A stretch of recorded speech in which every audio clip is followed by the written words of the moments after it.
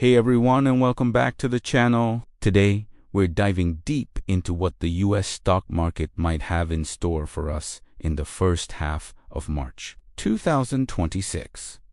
This is just about reading charts. We're going to connect the dots between the big economic picture, the nitty-gritty technicals, where the smart money is moving, and what it all means for you, whether you're a long-term investor or a short-term trader. So grab your coffee and let's get started. First, let's set the stage with the macro backdrop. Heading into March, the economic environment feels like a delicate balancing act. Inflationary pressures, which were a major headache over the past couple of years, have shown signs of moderation. The Federal Reserve's policy has been the talk of the town, and their recent commentary suggests a data-dependent, cautious approach. They're trying to walk a tightrope, keep inflation in check without tipping the economy into a significant downturn. The labor market is another key piece of the puzzle. While unemployment rates have remained relatively low,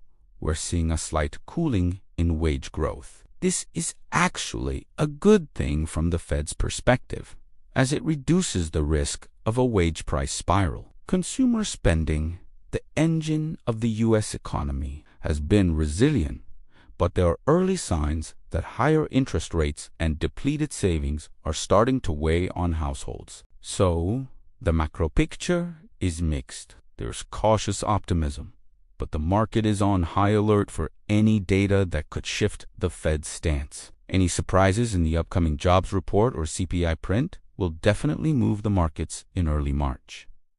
Now, let's switch gears and look at the technical dynamics. The S&P 500 has been in a fascinating spot. After a strong run, we've entered a period of consolidation. The index is currently trading near a key psychological level. We're seeing support holding firm around a major moving average, which is a bullish sign. However, there's also significant resistance overhead from the previous highs. This creates a classic trading range. The Relative Strength Index, or RSI, is hovering around the midpoint, not in overbought or oversold territory. This suggests the market is pausing to digest recent gains and is looking for its next catalyst. Volume has been moderate, indicating that there isn't a strong conviction in either direction just yet. For the first half of March, a breakout above the overhead resistance could signal the next leg up, while a breakdown below that key support could lead to a deeper correction. So, traders should be watching these levels like a hawk. A decisive move in either direction will likely set the tone for the rest of the month. So, where is the money flowing? Let's talk about sector rotation. This is where things get really interesting. In the past few weeks, we've seen a noticeable shift. The high-flying, growth-oriented tech stocks, especially in areas like software and semiconductors, have taken a bit of a breather. While the long-term story for artificial intelligence and cloud computing remains strong, investors are becoming more selective and a little more defensive.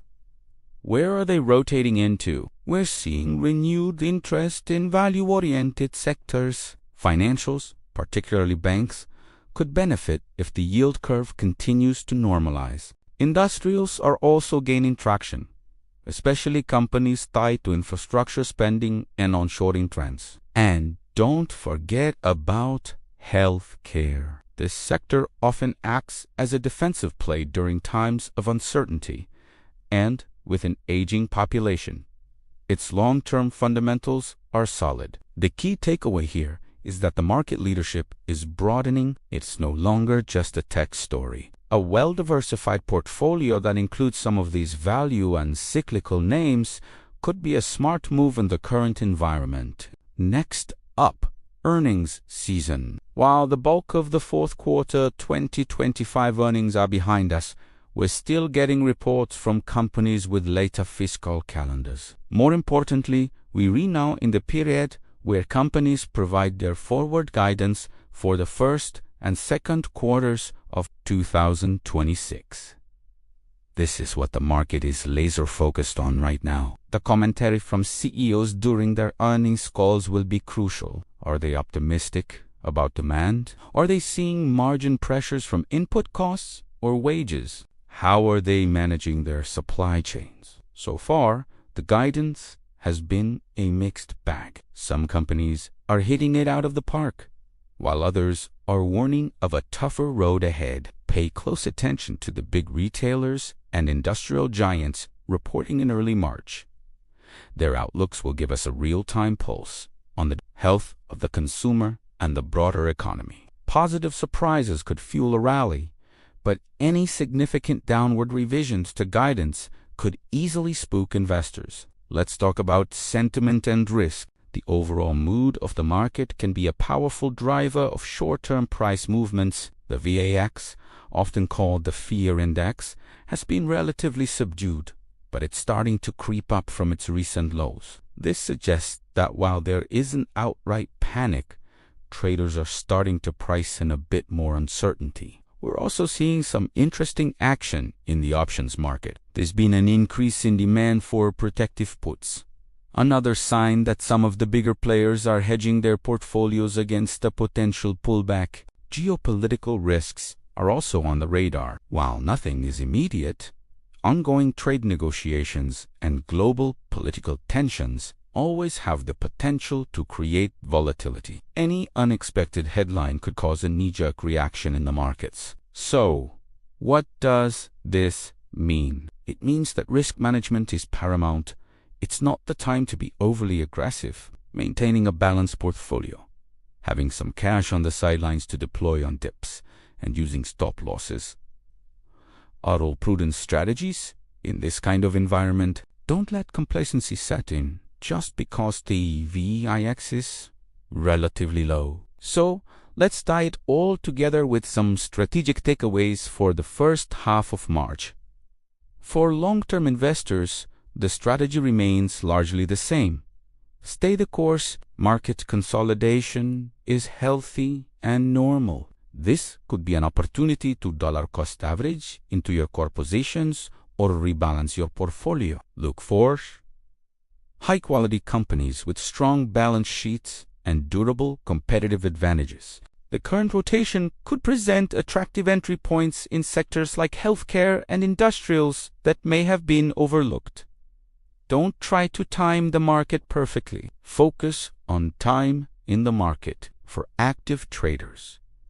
The first half of March is all about being nimble and disciplined. The consolidation range in the S&P 500 offers clear levels to trade against. You can play the range, buying near support and selling near resistance, or you can wait for a confirmed breakout or breakdown to establish a trend-following position. Pay very close attention to the economic data releases, especially the jobs report and inflation data. These are the most likely catalysts for a significant move. Remember to manage your risk tightly. In a range-bound market, false breakouts are common, so don't get chopped up. Use stop losses and don't over-leverage your positions. To sum it up, the first half of March 2026 is shaping up to be a pivotal period for the U.S. stock market. We have a cautious but not pessimistic macro backdrop, a market that's technically coiled for its next move,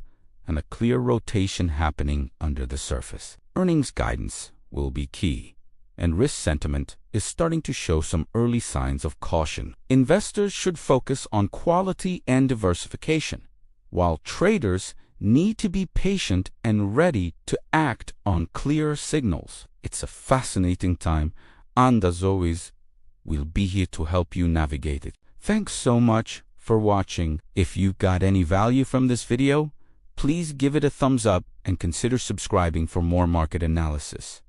I'd love to hear your thoughts. What are you watching in the market right now? Leave a comment down below. Stay safe, stay informed, and I'll see you in the next video.